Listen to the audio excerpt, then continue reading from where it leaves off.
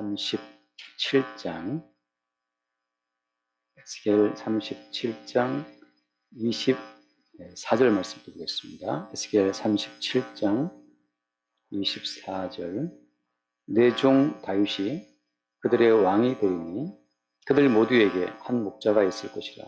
그들이 내 규례를 준수하고 내 율례를 지켜 행하며 내가 내 종 야곱에게 준 땅 곧 그의 조상들이 거주하던 땅에 그들이 거주하되 그들과 그들의 자자손손이 영원히 거기에 거주할 것이요 내 종 다윗이 영원히 그들의 왕이 되리라. 내가 그들과 합병의 언약을 세워서 영원한 언약이 되게 하고 또 그들을 견고하고 번성하게 하며 내 성소를 그 가운데에 세워서 영원히 이르게 하리니 내 처소가 그들 가운데 있을 것이며 나는 그들의 하나님 되고 그들은 내 백성이 되리라. 내 성소가 영원토록 그들 가운데에 있으리니 내가 이스라엘을 거룩하게 하는 여호와인 줄을 열국이 알리라 하셨다 하라. 아멘. 여기까지 보겠습니다. 내 종 다윗이 그들의 왕이 된다. 그런 표현이 나오죠. 실제적으로 역사 가운데 다윗과 똑같은 왕이 이스라엘 가운데 왔습니까? 그렇지 않죠. 지금도 이스라엘 사람들은 이 말씀에 근거해서 다윗 같은 왕이 오기를 그들이 기다리고 있죠. 사실 이 여기서 말하는 이 다윗이 그들의 왕이 되리니라고 할 때 물리적인 똑같은 다윗을 말하는 게 아니잖아요. 그럼 뭘 말하는 겁니까? 지난주에 드린 말씀처럼 모세든 엘리야든 그리스도 예수의 손과 발이고 그리스도 예수의 소리에 불과하잖아요. 그 말처럼 다윗이 그들의 왕이 된다 하는 말씀 마찬가지입니다. 그리스도 예수의 왕 되심을 증거하는 그 용도로서의 다윗이 온다는 뜻이거든요. 그러니까 그리스도 예수가 우리의 왕이시다라는 사실을 보여주는 어떤 역할로서 다윗이라는 존재가 온다는 것을 말씀하고 있는 거죠. 그래서 오늘 말씀 가운데에는 그럼 다윗이 왜 왕이었는가? 다윗이 왜 왕으로 됐죠? 다윗이 왕으로 한 것은 뭐 때문입니까? 장차 이스라엘을 통치하실 참된 왕이 오신다라는 것을 보여주기 위한 하나의 예표로 샘플로 다윗이 왕노릇을 한 거란 말이죠. 그러니까 내가 이스라엘의 왕 된 것은 나의 왕됨 때문이 아니고 장차 앞으로 오실 진짜 왕이신 예수를 보여주기 위해서 내가 이스라엘의 왕노릇을 하고 있는 것입니다를 안 사람은 다윗이고 하나님이 왕을 딱 세워주시니까 땡큐 고맙습니다 하고 진짜 본인이 왕인 것처럼 설친 사람은 사울 왕이에요. 그러니까 역사 가운데 내가 얻은 어떤 지위라든지 어떤 부유함이라든지 인격적 존재의 가치라든지 이 모든 것들은 앞으로 장차 오실 그리스도 예수의 존재감을 나타내고 증거하기 위해서 나에게 임시적으로 부여된 인격적 존재감인데 그래서 많은 사람이 오해하는 거죠. 그래서 내가 하나님 보시기에 참 인정받을 만한 그런 존재야 라고 존재감을 가지고 하나님께 나갔던 사람들이 바리새인들이란 말이죠. 그럼 어때요?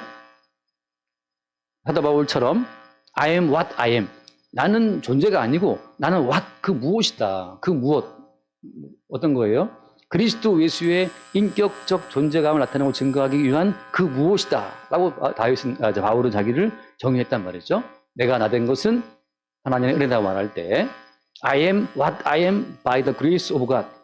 내가 나라고 하는 그 무엇 된 것은 내가 무엇 된 것, 내가 왕이 됐든 사도가 됐든 내가 요셉처럼 총리가 되었든 내가 목사가 되었든 장로가 되었든 집사가 되었든 내가 그 무엇 된 것은 그 은혜로 된 것인데 그것은 뭐 때문이에요? 내 안에 사시는 그리스도 예수를 나타내고 증거하기 위해서 내가 그 무엇 되었다. 이 고백이 바울의 고백이었단 말이죠. 근데 이 사울 같은 경우에는 내가 왕된 것은 나 때문이야 하고 그 왕됨 자체를 자기가 소유하는 순간 뭐가 된 거예요? 이제 엔돌의 신접한 여인에게 가서 뭔가를 물어봐야 하는 내 존재를 스스로 지키기 위해서 마귀의 도움을 요청할 수밖에 없는 상태로 가는 거예요. 그래서 원래 모든 만물 가운데 인격적 존재는 주님밖에 없는데 내가 주체야, 내가 인격적 주체야라고 그 존재감을 갖게 된 것은 누구 때문이에요? 뱀 때문이잖아요. 선악과를 먹으면 결코 죽지 않고 하나님처럼 될 것이다라고 했었던 그 뱀의 말을 듣고 아담과 하와가 선악과를 먹었고 자기가 자기 인격의 주체가 되어 자기를 봤단 말이죠. 그러니까 인격 주체로서 자기를 인식하는 모든 사람들은 이미 뱀의 말을 듣고 내가 주인공이야 하고 자기가 주인이 되어서 모든 만물을 해석한단 말이죠. 자기가 우주의 중심이 되어서 자기를 생존하고 자기를 영원히 구원하기 위해서 성경을 대면하는 순간 성경조차도 자기 자신을 위해서 봉사하고 기여해야 되는 수단이 되어버리는 거예요. 그러니까 내가 나를 위해 성경을 해석하는 순간 뱀의 말을 듣고 성경을 보게 되는 수밖에 없는 겁니다. 그래서 다윗이 그들이 왕된다는 그 말은 장차 왕으로 오실 예수 그리스도를 위해 기능했던 그 다윗 속에 들어있었던 진정한 왕이 오신다는 뜻이거든요. 그래서 마태복음 1장 1절이 뭐라고 시작하는 겁니까? 아브라함과 다윗 자손 예수 그리스도의 세계라. 다윗은 알고 있었어요. 내가 왕된 것은 내가 진짜 이스라엘 왕으로 거들먹거리는 것이 아니고 내가 진짜 왕이 아니라 내 속에 진짜 왕 되신 그리스도 예수가 앞으로 온다는 그 사실, 장차 진짜 왕으로 오실 예수를 증거하기 위해서 하나님이 임시로 나에게 왕이라고 하는 대표적인 어떤 기능을 하게 했다는 사실을 다윗이 알았다는 거죠. 그걸 안 사람은 다윗이고 그걸 아는 왕들은 다 성공적인 왕이고 그걸 모르고 자기가 마치 인격적 주체로서 왕된 것처럼 착각한 왕들은 사울 왕처럼 마귀와 한패가 되어서 결국 신접한 여인에게 점치고 우상 숭배하다가 죽는 거죠. 그건 어때? 똑같이 사울도 나중에 자살하잖아요. 사울도 칼을 빼서 칼 위에 본인이 엎드러져서 죽었는데 유다와 같은 케이스죠. 그러니까 내가 내 인생의 주체다. 내가 우주의 중심이고 내가 내 삶의 주인이야. 내가 내 삶의 주인이기 때문에 내가 뭐 저축을 하든 조대 취업을 하든 건강을 유지하든 내가 중심이 되어 살아야 돼 라고 생각하는 것이 다 옛뱀의 미혹을 받아가지고 그리스도 예수의 중심되는 자리를 차지한 인간의 비극이라고 하는 거죠. 그러니까 우리가 성경을 보고 기도했다. 내가 내 삶의 중심이 되어 성경을 보고 해석하고 어떻게 내가 구원을 유지할까? 어떻게 내가 구원을 이어갈 수 있을까? 영생을 얻을 수 있을까? 그 내가 나의 구원과 나의 영생을 고민하는 순간 이미 그 옛뱀과 하나가 된 자의 어떤 그 증상으로 그런 형태가 나타난다고 하는 겁니다. 바울이 했던 것처럼 나는 그 무엇일 뿐이에요. 그리스도 예수께서 당신의 구원과 당신의 영생을 보여주기 위한 그 무엇인데 뱀의 말을 들은 인간들은 내가 주체가 되어서 하나님처럼 되고 구원도 얻고 영생도 얻고 하려고 애를 쓰는 거죠. 그래서 오늘 말씀 마찬가지입니다. 다윗이 그들의 왕이 될 것이다. 그래서 다윗이 내가 왕된 것은 장차 오실 그리스도 예수를 위함이야라고 하는 것을 알았다고 하는 것의 신학적인 어떤 고백은 뭐냐 하면 잠깐 얼른 우리 외우는 말씀 좀 바꿔볼게요. 갈라디아서 2장 20절 말씀, 갈라디아서 2장 20절 말씀. 어떤 분은 이걸 노래로 저랑 식사하는데 잠깐 기다리면서 이 노래를 부르더라고. 제가 제일 좋아하는 노래입니다. 목사님 하면서 이걸 불렀는데 나는 그분 대화하는 중에 그분이 이 말씀은 외웠지만 뜻이 뭔지를 모른다는 것을 내가 명확히 알 수 있었어요. 그래서 다 좋아는 하는구나. 2장 20절 말씀. 내가 그리스도와 함께 십자가에 못 박혔으니 어때요? 내가 이미 못 박혔어요. 나는 죽었어요. 나는 없어요. 그러니까 그런즉 이제는 내가 사는 것이 아니고 내 안에 누가 삽니까? 그리스도께서 사시는 것이다라고 하잖아요. 자, 그러면 내 안에 그리스도가 사신다라고 하는 것에 어떤 그 증거는 어떤 거예요? 증거는 뭡니까? 내 안에 사시는 분이 내가 아니고 그리스도라는 그것을 어떤 그 실제 삶의 사례로 예를 보자면 이겁니다. 마태복음 26장 말씀, 마태복음 26장 말씀. 내 안에 사시는 그리스도가 어떻게 하시는 것이냐 그 양태를 잠깐 봅시다. 마태복음 26장 31절, 26장 31절을 보면 다 아는 말씀이에요. 마찬가지로. 그때 예수께서 제자들에게 이르시되 오늘 밤에 너희가 다 나를 버리리라. 기록된 바 내가 목자를 치리니 양의 떼가 흩어지리라 하였느니라. 여기 보면 자 지금 예수와 제자들이 함께 있잖아요. 그죠? 함께 동행하고 있다고요. 함께 동거하고 있다고.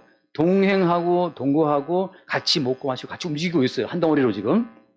자, 근데 주님 하신 말씀이 뭐냐면 니들은 나를 버릴 거야 라고 하는 거죠. 이건 어떻게 된 거예요? 기록된 말씀 그대로 이미 어때요? 제자들이 예수를 버릴 것이다 이미 예언돼 있단 말이죠. 그러니까 기록된 말씀 그대로 가는 거예요. 그럼 그 취지는 뭡니까? 32절 그러나 내가 살아난 후에도 먼저 가려고 하리라. 그 다음에 33절 베드로가 대답하여 이르되 모두 주를 버릴지라도 나는 결코 버리지 않겠나이다.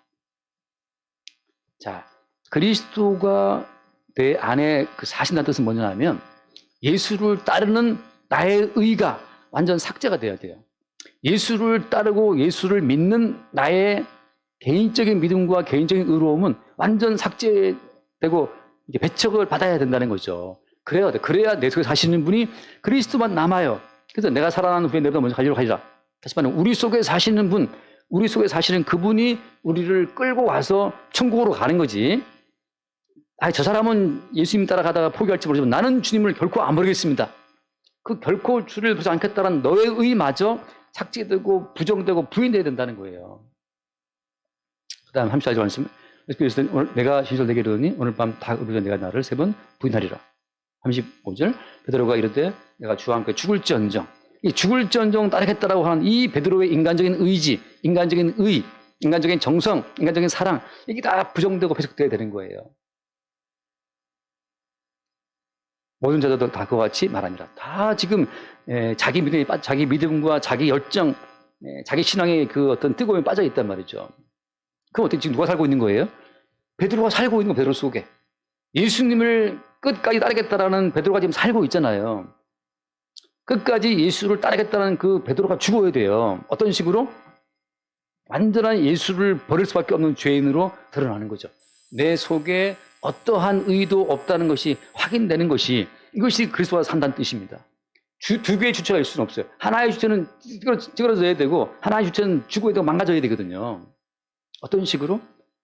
내가 이 예수님을 내가 버렸구나. 내가 주님이 나를 찾아와 주지 않으면 나는 주를 따라갈 수 없구나라고 하는 것으로 나의 인간적인 의로움이 죽는 그것이, 그게 바로 뭐냐면 내 속에 사시는 분이 오직 주라는 뜻이죠.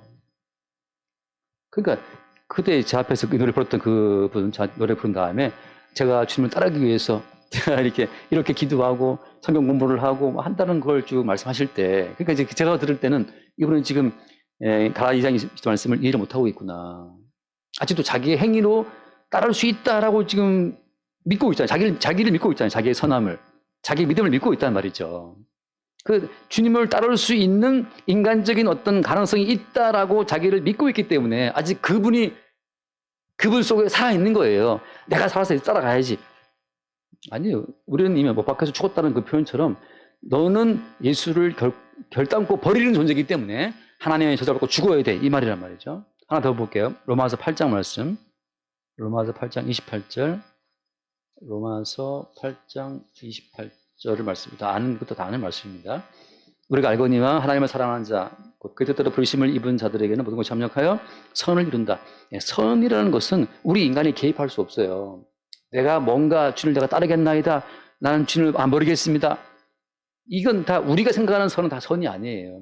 인간이 생각하는 선이 다 삭제되고 밀려날 때 하나님의 선만 이루어지는데, 그 뒤에 말씀, 하나님 미리 아신 자들을 또한 그 아들 형상을 받게 하기 위하여 미리 정하셨으니, 그 다음 30절 말씀, 또 미리 정하신 그들을 또한 부르신 그들 또한 이렇게 하셨다 하잖아요. 여기서 하나님이 미리 아신 자들이기 때문에 우리가 하나님을 아는 것은 역시 마찬가지로 배척되어야 되고 부인되어야 되는 겁니다. 우리가 아는 알은 가짜예요. 우리가 아는 알은 금으로 송아지를 만들어 놓고 그것을 여호와라고 부르는 알이기 때문에 우리의 알은 왜곡되어 있고, 이미 우리는 선악과를 먹고 옛뱀과 하나가 되어 있기 때문에 우리가 아는 모든 알은 왜곡되어 있어요. 다시 말해서 우리가 아는 알은 그것은 마귀가 준 거야 하고 밀침을 당하고 배척을 당할 때 미리 아셨다라는 그 주님의 아심이 다가오는 거예요. 그래서 예수님 말씀하실 요한복음 8장에 찾지 않겠지만, 니들의 아버지는 마귀다. 니들의 아비 마귀라는 표현을 하셨기 때문에 이미 어때요? 유대인들은 마귀가 준 그 모든 사상을 가지고 하나님을 믿고 있었단 말이죠. 그러니까 그들로부터 어때요? 기가 막히는 노릇이죠. 무슨 우리 아버지가 우리는 여호와 하나님 섬기고 있다. 주님께서는 니들이 알고 있는 그 모든 암 자체가 이미 옛뱀이 준 지식으로 알고 있는 거기 때문에 그 눈으로 성경을 보면 성경 속에서 다 우상, 마귀, 바알로스의 하나님만 찾고 있다는 거죠. 바알로스의 하나님. 인간에게 복을 주시는 하나님. 다 바알이죠. 성경에서 하나님은 노아 시대 때 싹 쓸어버리는 이 땅을 저주하시는 하나님인데 자꾸만 하는 말, 인간성을 사랑하는 하나님이 그러는데, 사랑이라는 것은 그 속에 그리스도가 있기 때문에 사랑하시는 거죠. 물로 쓸어버리고 수든가 보물에 불과 유황으로 태워버리시는 하나님인데, 우리 인간의 생각은 어때요? 옛뱀과 하나가 됐기 때문에 사랑하는 하나님으로 지금 착각하고 있는 거죠.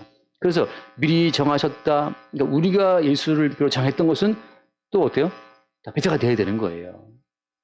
또한 부르시고 우리가 주여 부르는 것은 다 배제돼야 되는 거죠. 주께서 부르셨기 때문에 효과가 있는 거란 말이에요. 그러니까 우리가 주님을 아는 것도 배척돼야 되고, 우리가 마음을 정한 것도 배척돼야 되고, 우리가 부른 것도 배척돼야 되고, 모든 것이 배척, 또 우리가 생각하는 모든 의로움도 다 제거되는 과정 가운데에서 비로소 주께서 우리를 부르신 그 부르심만 온전하게, 주님, 내가 주를 불러서가 아니고 주께서 나를 부르셨기 때문에 내가 거기에 대한 작용으로 주를 부르게 되었군요가 나오는 거죠. 그때 우리 안에 사시는 분이 우리가 아니고 주님 안에 사실을 고백할 수가 있는 겁니다. 그래서 그런 과정으로 지금 내종 다윗이 그들의 왕이 된다라고 하잖아요. 그 다음에 돌아가서 와요. 그들의 왕이 된다라고 말할 때, 그러니까 이미 어때요? 이때는 다윗을 통해 보이신 참된 왕의 실체로 주님께서 우리 가운데 오신다는 거죠. 다윗은 잠깐 자기의 왕됨을 통해서 장차 오실 진짜 왕 되신 예수 그리스도를 증거했다면, 이제 그 참된 왕이 왔다고 치면, 그 다음에 그들 모두에게 한 목적가 있을 것이라 그들이 내 규례를 준수하고 내 율례를 지켜 행하며라고 한단 말이죠. 자, 그러면 실제 그 왕이 오면 우리가 주님의 규례를 준수하고 주의 율례를 다 지켜 행합니까? 이게 또 무슨 말이고 또 어떤 말이에요? 참된 왕으로 오신 그분이 준수한 규례를 우리가 그분의 이름으로 준수하게 되는 것이고, 참된 왕이신 그분이 지킨 그 모든 율례를 우리도 그분의 이름으로 지켜 행한 효과를 받게 된다고 하는 거죠. 다윗 한 사람이 골리앗을 쓰러뜨림으로써 승리의 혜택을 다 함께 누리는 것처럼, 두려워 떨고 있었던 전체 이스라엘의 모든 군대가 다윗 승리의 혜택을 줬던 것처럼, 참된 왕으로 오실 그분의 승리의 열매를 그냥 우리는 다 함께 받게 되는 상황으로 들어간다는 거예요. 여기서 어때요? 말씀을 지킨 우리의 인간적인 개인적인 의는 완전 제거되고, 홀로 지키신 그분의 의로움만 100% 채워준 상태. 주님의 의와 우리의 의는 상호 보완적이지가 않습니다. 주님의 의와 우리의 의는 섞이지가 않아요. 섞이는 순간 이것은 망이야, 망하는 거란 말이죠. 제가 AB형인데 AB형은 피를 아무한테 못 주잖아요. AB형한테만 줄 수 있죠. 그러니까 되게 이기적인 말이지. 그런 것처럼 A형과 B형을 섞으면 죽잖아요. 그런 것처럼 그리스도 예수의 의와 인간의 의가 섞으면 하나님 보시기에 그건 망하는 거란 말이죠. 그리스도 예수의 의는 인간의 모든 의를 배척하고 그리스도 예수의 의만 남아있어야 돼요. 다시 말해서 여기서 율례를 지키고 규례를 준수한다는 것은 주께서 준수하신 규례와 주께서 준수하신 그 율례만으로 우리에게 덮어 씌우는 거란 말이에요. 우리에게 거기서 우리가 저도 조금 말씀 시켰는데요. 제가 지킨 말씀 이거 몇 가지 좀 같이 좀 보태시죠. 네가 나를 지금 욕되게 한다. 뭘 보태? 로또 100억 된 사람이 내가 쏠게 오늘. 그래서 호텔 들어가서 쏘는데 그 따라온 그 애가 나도 좀 보탤게 하고 뭐 하더니 한 3만 원 들이밀면 기분 나쁘지. 내가 지금 100억이 있는데 무슨 3만 원을 들이밀어. 너도 그 집에 가서 가다 하나 사줘 애들. 그런 것처럼 지금 주께서 준수하신 규례와 지키신 율례의 혜택을 그냥 왕으로서 우리한테 주신다고 하는 것이 그게 천국의 원리라는 거예요. 그래서 잠깐 히브리서 10장 말씀, 이것도 아는 말씀이지만 히브리서 10장 말씀 뒤에 또 나오는 얘기 때문에 미리 잠깐 보고 넘어갈게요. 이거 확인합니다. 10장 10절 이 뜻을 따라 예수로서의 몸을 단번에 드심으로 우리가 말미암아 어떻게 됐다? 우리가 거룩함을 얻었다. 거룩함은 우리가 뭘 해서가 아니고 예수로서의 몸을 단번에 들이심으로 그냥 주어진 거룩이란 말이죠. 섞지 말라 제발. 너희들의 그 누추한 몇 가지 행함 가지고 그것을 잘났다 의롭다고 좀 내세우지 마. 사람 보기에도 전번에 그 저희 집 그 화장실 세가지고 450만 원 돈 들어왔잖아요. 그때 우리 막내딸이 아빠가 카톡에다가 가족 카톡에 야 지원 바람 썼더니면 우리 막내가 그때 2만 얼마를 바로 보냈어요. 그게 자기 전산 보내준 거예요. 그래서 내가 야 이게 너다 네가 필요 없는데 너나 아빠 이 톡방을 쓸 때는 이거 돈 버는 왜 두 언니한테 들으라고 낸 거지 내가 너한테 낸 거 아니다. 돈 버는 둘째가 또 딱 그래도 몇백 넣어서 이제 했는데 그런 것처럼 막내가 보낸 그 2만 몇천 원 이건 너나 나라 필요 미안 넣어놨어. 우리의 거룩이라고 하는 것은 그리스도의 몸을 단번에 드림으로 완전히 구비된 거룩함이기 때문에 거기에 우리가 지금 제가 뭐 주일 지켰어요. 제가 좀 구제 좀 했어요. 제가 뭐 헌금 좀 했습니다. 그거 그냥 너도 그건 네 스스로 그냥 뿌듯해나 그거 네 뿌듯해. 자다가 그냥 뿌듯함을 느끼긴 하고 그건 너의 장난감이니까. 그러나 하나님 앞에 너의 거룩이라는 것은 내가 다 구비했다. 내 몸을 바쳐 드림으로써. 그래서 예컨대 14절 말씀, 14절 히브리서 그가 거룩하게 된 자들을 한 분의 제사로 어떻게 했어요? 영원히 온전하게 하셨다. 오늘까지 거룩함이 아니고 내일까지 거룩함이 아니고 유효기간이 없어요. 영원히 거룩한 거야.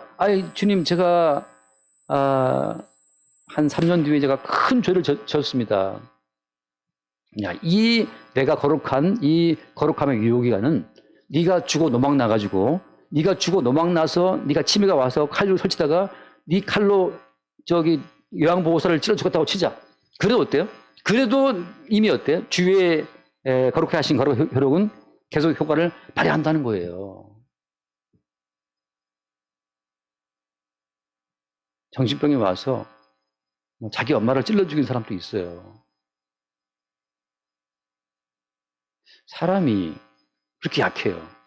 대학을 나오고 많이 배워도 이게 학교가 가버리니까 결국은 경계돼 있지만 그러니까 한 번의 제사로 영원히 온전하게 하셨다. 그래서 그 뒤에 말씀 15절 또 성령이 증언하신 게 내용이 뭡니까? 주께서 이르시되 그날 후로는 그들과 맺을 언약이 이것이라 하시고 내 법을 그들의 마음에 두고 그들의 생각에 기록하리라. 내 법을 그들의 마음에 둔다. 그들의 생각하는 게 무슨 뜻이에요?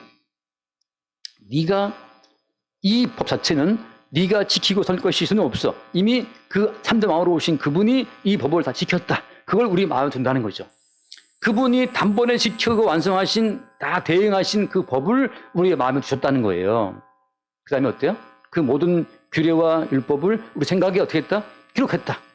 그래서 그 뒤에 말씀하신 후에 17절 같이 봐요. 17절 말씀은 또 그들의 죄와 그들의 불법을 내가 다시 기억하지 아니하리라 하셨으니 이것들을 사하셨은즉 다시 죄를 위하여 죄야 될 것이 없다. 다시 말하면 성령이 지금 계속 하소 우리 마음속에다가 이 율법은 주님이 이미 지키신 거야. 이 규례는 주님이 준수하신 거야. 그걸 매일 성도 우리 가운데 알게 하시는 거예요. 왜?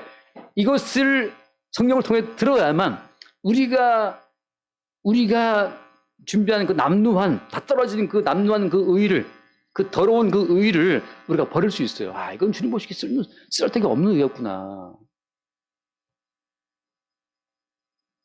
그래서 여러분 한번 생각해 보세요. 돌아와서 보게 되면 그 뒤에 맞아 봅시다. 그래서 이제 그 말씀은 그들이 내 규례를 준수하고 내 윤례를 지켜 행하며 말할 때 이 그들이 규례를 준수한다는 것은 어때요?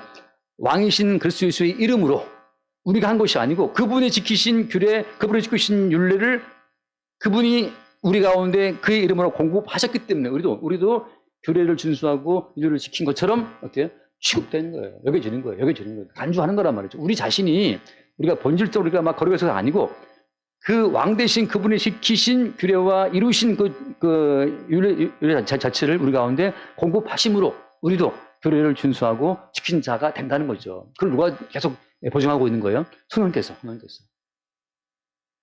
그래서 그 뒤에 말씀, 25절 말씀, 내가 내 종 야곱에게 준 땅, 곧 그의 조상들이 거주하던 땅에 그들이 지금 봄 돌아왔어요. 에스겔에서 그들이 거주하던 때 그들과 그들의 자손이 영원히 거기에 거주할 것이요. 내 종 다윗은 영원히 그들의 왕이 되리라. 어디에? 거주하던 땅, 약속의 땅. 이제부터 약속의 땅 자체가 바뀌어요. 어떻게 바뀝니까? 약속의 땅 자체가 이제는 이스라엘, 대한민국 그런 땅이 아니고 어떻게 바뀌는 겁니까, 이제? 약속의 영역으로. 그래서 어떻게 되는 거예요? 영역으로? 로마서 14장 17절 말씀. 거기 뭐 되어 있습니까? 하나님 나라는 이제 어때요? 성령 안에서. 성령께서 역사하시는 현장마다 성령 안에서 의와 그다음에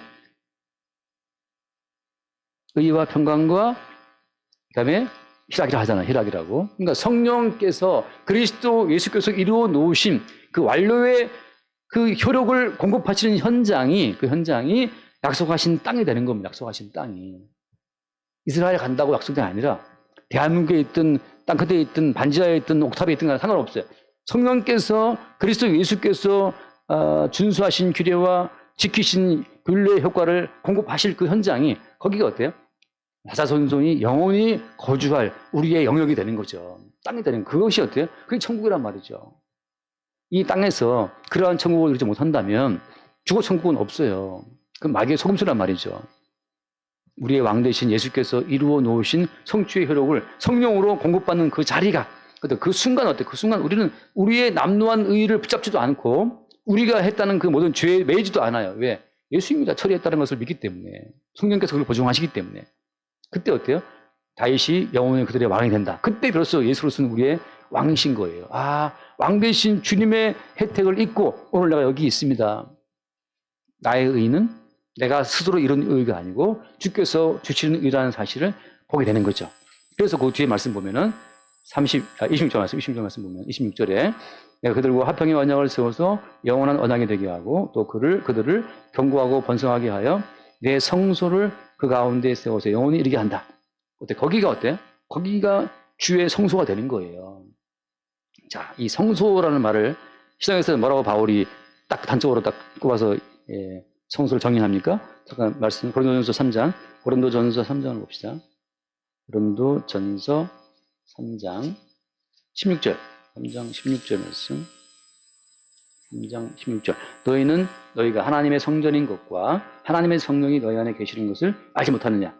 자, 성도의 몸 자체를 뭐라고 하냐면 하나님의 성령이 계시는 성전이라고 한단 말이죠. 이제는 성도의 이 육신 자체가 성령이 역사하시는 순간마다 성전으로 기능한다는 것을 말씀하고 있는 겁니다. 어떤 땅이 아니고 건물이 아니고 지금 어디에? 성령께서 거하시는 그의 성도의 몸 자체가 뭐가 되는 거예요? 성전이라고 하는 거죠. 그럼 그 뒤에 말씀이 참 오해를 일으키는 말씀인데 그 뒤에 말씀, 17절 말씀 한번 같이 봅시다. 누구든지 하나님의 성전을 더럽히면 하나님이 그 사람을 멸하시리라. 하나님의 성전은 거룩하니 너희도 그러하니라. 자, 이게 무슨 이야기입니까? 하나님의 성전을 더럽힌다는 그 말이 어떤 걸까요? 성전을 더럽힌다는 것은 어떤 거예요? 예를 들어서 우리가 흔히 일반적인 선악견으로 보게 되면 아, 내가 무슨 죄를 지었구나.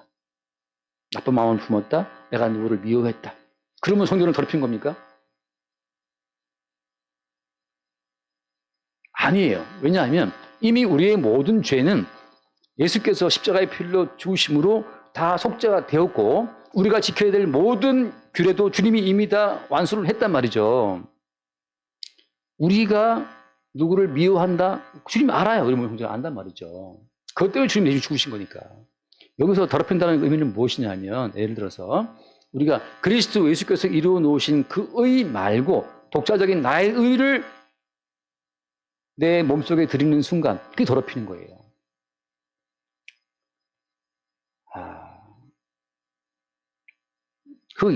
제가 그 예를 들어볼게요. 이렇게 말하면 또 어떤 분들이 많이 반발할 수 있어요. 아니, 이 무슨 망발이냐. 우리가 행한 착한 일이, 우리가 행한 선한 일들이 그럼 더럽히는 것이냐. 더럽히는 거 맞아요. 우리가 행한 착한 일, 선한 일들이 성전을 더럽히는 겁니다. 왜냐하면은, 그게, 10장, 로마서 10장을 잠깐 볼게요. 로마서 10장 3절 말씀.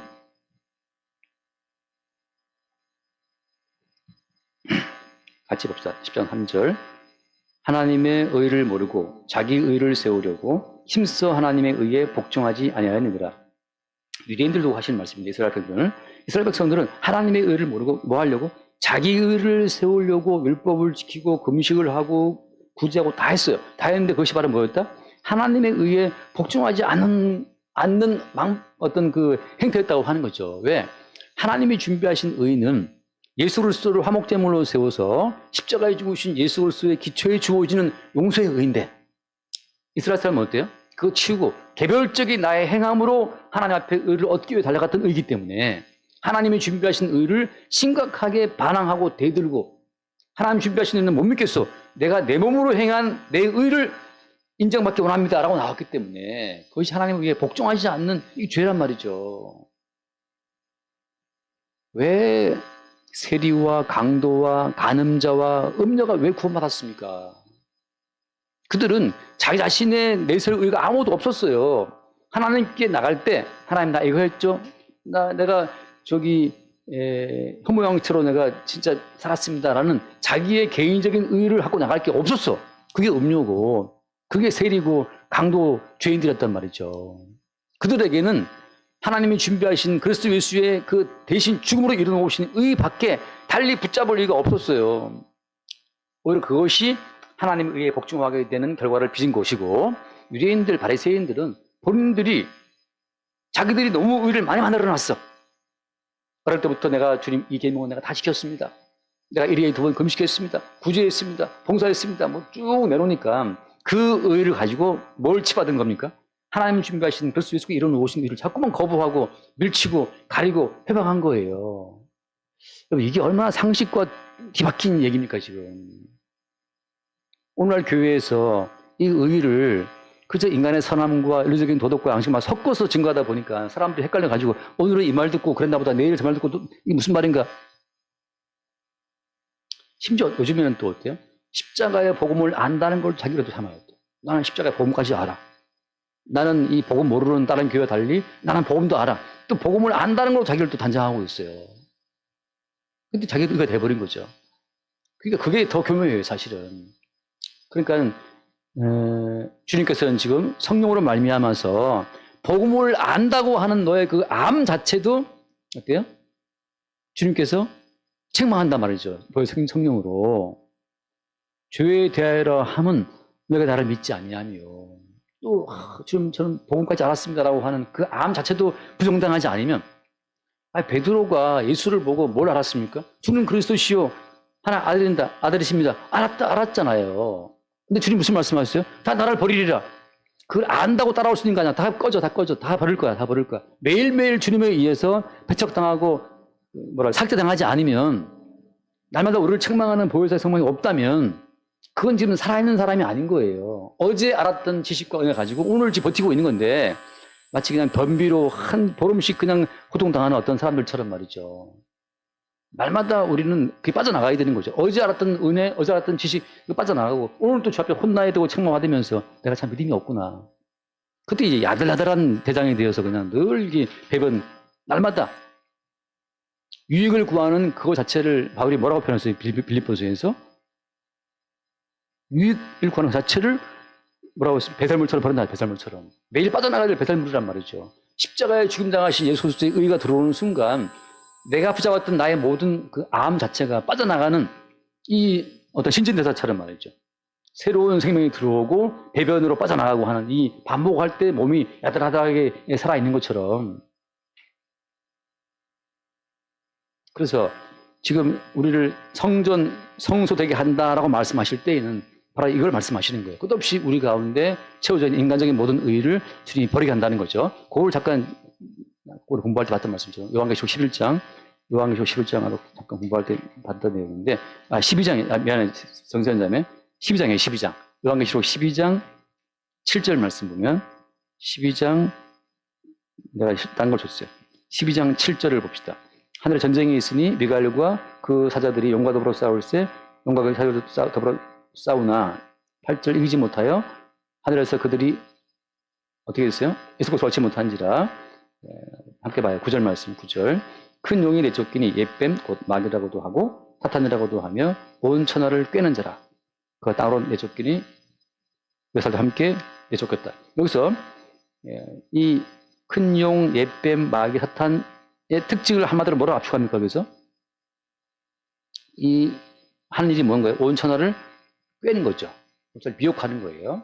자, 사탄이, 옛뱀, 마귀가 온 천하를 꿰는 그 가장 큰 주제는 뭐예요? 주제는?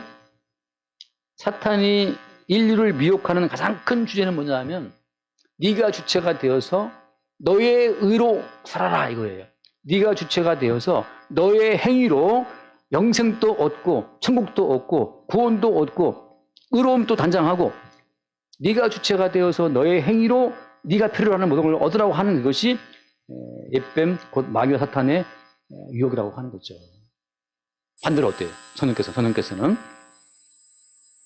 너의 주체가 곧 옛뱀과 하나가 된 마귀와 하나가 된 귀신의 집이기 때문에 네가 하는 모든 것은 하나님 나라에 들어올 수 없다 하고, 인간이 벌이는 모든 것을 다 부정하는 것. 그래서 오직 그리스도 예수께서 이루어 놓으신 것만으로 네 속에 완전히 채워서 너의 해한 것은 1도 없고 예수께서 이루어 놓으신 그의 의로만 너를 채워서 나는 너를 천국으로 드리겠다. 이것이 성령께서 알려주신 하나님의 비밀이라는 말이죠.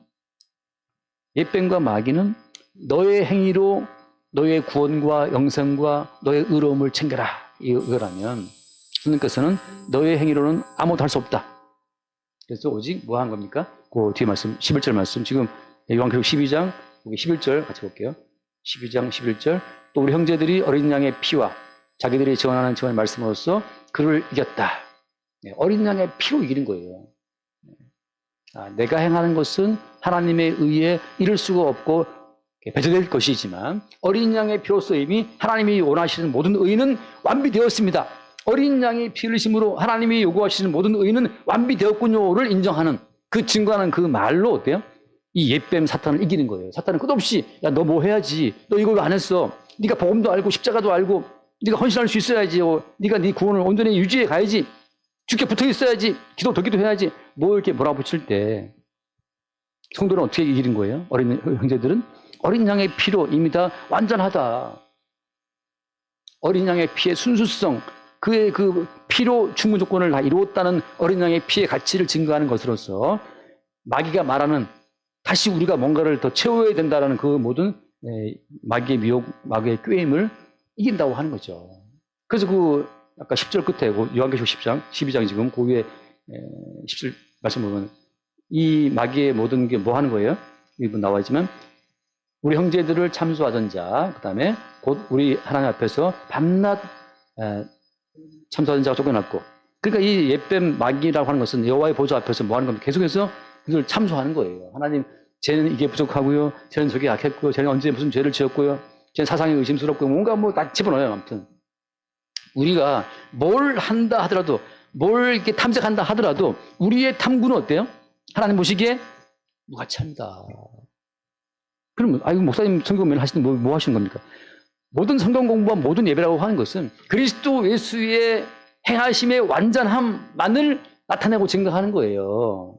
인간의 모든 행위에 그건 배척, 그건 꺼져라, 날 세 번 버릴 것이다. 인간의 모든 행함의 무가치함을 증거하는 동시에 어린 양의 완전함을 증거하는 과정으로서 뭐 하는 거예요? 성경 공부하고 예배 시간에 말씀 전하는 거죠. 그러니까 그 순간마다 참수하던 마귀의 존재감이 사라지고 우리 됨은 십자가에서 모든 걸 이루신 예수로서의 은총이라는 사실을 확인할 때 그때 성도 가운데 뭐가 있는 거예요? 감사가 있고 찬송이 있는 거죠. 자유함이 있고. 그 주를 향한 온전한 감사상 나올 때 그게 예배죠. 뭘 더 합시다가 아니고 주님이 다 이루어 놨다라고 하는 것, 그게 예배가 아닙니까? 그게 즐거움이고 자유로움이죠. 그게 돌아와서 봅시다 이제. 그래서 아까 그 26절 말씀해 보면 26절에 화평의 언약은 제가 지금 로마서 말씀인데 또 시간이 많이 또 가는데 화평의 언약, 그죠? 화목, 얼른 잠깐 보고 올까요? 로마서 3장 25절. 로마서 3장 25절. 로마서 3장 25절. 이 예수를 하나님이 그의 피로써 믿음으로 말미암는 화목제물로 세우셨으니 이는 하나님께서 그리 참으시는 중에 전에 지은 죄를 간과하심으로 자기의 의로우심을 나타내려 하심이니라. 화목제물로 누가 썼습니까? 그리스도 예수께서 무엇으로? 그의 피로써. 화목제물로 자기의 피를 바치신 그리스도 예수로 말미암아 이제 우리의 모든 죄는 어때요? 간과 하나님이 보고 패스오버 통과하시는 거예요. 왜? 피가 있기 때문에. 그리스도 예수의 피를 있기 때문에 패스오버 통과하는 거죠. 그래서 26절 말씀, 곧 이때 자기의 의로우심을 나타내시고 내사 자기도 의로우시고, 왜? 하나님은 누군가를 그 죄로 말미암아 그 누군가를 죽였기 때문에 심판을 시행하셨기 때문에 하나님은 의로우신 거죠. 하나님은 죄를 단호하게 심판하시는 분이기 때문에 그 아들 예수, 화목제물로 오신 예수를 단호하게 심판하여 죽임을 말미암아서 하나님도 의로우시고, 그다음에 또한 예수 믿는 자를 의롭다 하십니다. 예수 믿는 자는 그 아들 예수로서의 피에 묻혀 있으므로 하나님 보시기에 의롭대 하고 통과되는 거죠. 27절, 그런 즉 사랑할 때가 어디 있냐? 있을 수 없느니라. 무슨 법으로냐? 행위로냐? 아니다 말이죠. 오직 뭐예요? 오직 믿음의 법이다. 믿음의 법. 우리 행위는 열두 거기에 들어갈 수가 있다 없다는 거죠. 28절, 그러므로 사람이 의롭다 하심을 얻는 것은 율법 행위에 있지 않고 믿음으로 되는 줄 우리가 인정한다. 그래서 오직 믿음으로 된다고 하는 것을 이야기하는 거예요. 그래서 그 오해되는 말씀이 그 뒤에 한번 보죠. 31절. 그래서 우리가 믿음으로 말미암아 율법을 파괴하느냐? 그럴 수 없다. 도리어 율법을 굳게 세운다. 왜 세우는 거예요? 율법을 굳게 세워서 우리가 하나님 보시기에 죽어마땅한 자임이 명확히 더 드러날수록 그리스도께서 담당하신 속죄의 범위도 더 명확하게 드러나는 거예요. 굳게 율법을 세우는 것은 우리 보고 더 많이 지키라는 뜻이 아니고 더 율법을 세울수록 우리가 율법을 지킬 수 없는 존재임이 드러난과 동시에 이 죄인을 위해 죽으신 예수의 속죄의 범위가 깊이가 더 넓고 더 깊어지는 겁니다. 그래서 율법을 바울도 파괴하는 거 더 깊게 세우는 거예요. 어디까지? 항상 기뻐하라. 범사에 감사하라. 쉬지 말고 기도하라. 여기까지 막 넓혀나가는 거죠. 뭐 누가 뭐 항상 범사에 감사합니까? 일단 열받아서 화났다 안 하지. 아, 내가 또 감사 못했구나. 근데 그 모든 감사, 우리 못했지만 어때요? 모든 걸 이루신 그리스도 예수의 이름으로 그분의 성취를 허접한 우리의 감사 갖다 버리고 그분이 이루신 그걸 받아들임으로써 범사에 감사하는 자로 주님 앞에 취급이 되는 거예요. 여기 되는 거죠. 돌아와서 봅시다. 그래서 에스겔서 26절 뒤에 내 성소를 그 가운데 세워서 영원히 이르게 하리니 27절 내 처소가 그들 가운데 있을 것이며 나는 그들이 하나님이 되고 그들은 내 백성이 되리라. 내 성소가 영원토록 그들 가운데 있으리니 내가 이스라엘을 거룩하게 하는 여호와인 줄을 열국에 알리라 하셨다라. 자, 성소가 영원토록 그들 가운데 있다고 하는 것은, 자, 이것만 말씀 좀 마칠게요. 다윗이 의롭게 살아서 하나님이 함께 한 것이 아니고 다윗은 뭐였어요? 다윗은 범죄했죠. 가늠자요 살인자였단 말이죠. 바꿔 말하면 이스라엘의 왕좌에 앉은 다윗 가운데 다윗 개인의 의가 있다 없다? 다윗 개인의 의가 완전히 배척되는 그 상황에서 장차 왕으로 오실 예수님만 이스라엘 온전한 왕으로 좌정을 하시는 거예요. 거기서 다윗이 조금 더 의로운 구속을 갖고 있었더라면 참된 의의 왕이신 예수님 올 자리에 어떤 손상이 생긴단 말이죠. 다윗은 100% 범죄한 자로 거기 있어야 돼. 그래서 쓰리콤보로 그냥 뭐 남의 아내와 통관하고 그 남편 죽여버리고 그걸 또 꾸미기 거짓말 치고 여러 가지 죄를 그냥 트리플로 지으면서 완전하게 그 다윗의 왕자에 다윗 개인의 의로움은 1도 있다 없다. 다윗의 왕자는 다윗과 하나님이 공동 정권이 아니란 말이죠. 뭐 DJP 연합이 아니란 말이에요. DJ 뭐 몇 프로 정필이 몇 프로 해서 이루어졌던 노태 몇 프로 해서 했던 그 87년 체제가 아니고 그것 때문에 지금 이렇게 시끄러운 거 아니에요. 인간의 의는 완전히 사라지고 다윗은 완전히 찌그러져 있어야 돼. 그는 완전히 죄인이기 때문에 죽어 마땅한 자예요. 오직 용서하시는 어린 양 참된 왕으로 오신 그분의 의로만 100% 다윗의 왕자가 채우실 때 그때 영원한 나라 영원한 성소가 되는 겁니다. 우리가 주님 앞에서 정추나 목사의 의가 이만큼 남아있다면 그건 99.9% 그리스도 예수의 의가 있다 하더라도 0.01% 때문에 지옥 가는 거예요. 왜? 천국이라는 것은 인간의 의로움은 0.01%도 허용되지 않고 그 아들의 예수의 피로만 되는 곳이기 때문에. 그래서 다윗과 밧세바가 범죄한 이후에 낳은 아들이 누굽니까? 솔로몬인데 솔로몬의 다른 이름을 뭐라고 불러요? 솔로몬의 다른 이름이 원래 어릴 때 이름이 뭐예요? 기억나시죠? 여디디아라고. 지금 시간 통합합시다. 그냥 내 지금 말 빨리 해도 이제 시간이. 여디디아 뜻은 뭐예요? 여호와의 사랑을 입은 자예요. 하나님이 아니 그 범죄한 연놈들인데 아니 본 남편 속이고 본 남편 죽인 자기 원래 남편을 죽인 놈하고 붙어갖고 애를 낳았어요. 이게 무슨 부끄러운 시 아닙니까? 인간을 볼 때 그렇잖아요. 내 남편을 죽인 저놈하고 내가 같이 붙어서 애를 낳았어? 근데 어때? 하나님께서는 여디디야 여호와의 사랑을 입은 자 참 사랑스럽다. 왜냐하면 거기에 뭐가 없기 때문에 그 솔로몬은 축복된 결혼으로 축복된 누구나 막 환영할 만한 그런 씨가 아니란 말이죠. 본 남편을 죽인 두 연놈들의 추잡한 어떤 그 작당 가운데 태어난 아이기 때문에 그냥 쇳덩어리예요. 근데 어때요? 거기에 인간의 의가 0.01도 거기 없고 용서하시는 주님의 의만 100% 담겨있기 때문에 여디디아인 거예요. 참, 이걸 답답한 심정을. 그러니까 이게 교회마다 자꾸 인간의 의를 좀 장로여서 인간의 의를 갖다 놓고 주님의 십자가의 의를 갖다 덧붙여갖고 이 병신을 만들어 놨단 말이죠. 주님 보시기에는 여디디아, 야, 간통한 남녀가 낳은 더러운 씨, 거기에 인간의 의로움은 1도 없어. 오직 용서하시는 주의 은총밖에 없어. 그게 주님 보시기에 여디디아, 사랑을 입은 자고 사랑하는 자고. 그게 솔로몬이고 그 솔로몬이 나중에 뭘 지어요? 솔로몬이 성전을 짓는 거예요. 솔로몬이. 왜? 성전이라는 것은 인간의 의로움 자체가 거기에 1도 없어야 되기 때문에. 그게 바울이 말한 것처럼 내 속에 사시는 분은 누구다? 그리스도다. 그리스도다. 나는 없어. 내가 살아있는 것은 그리스도 예수의 은총 때문이야.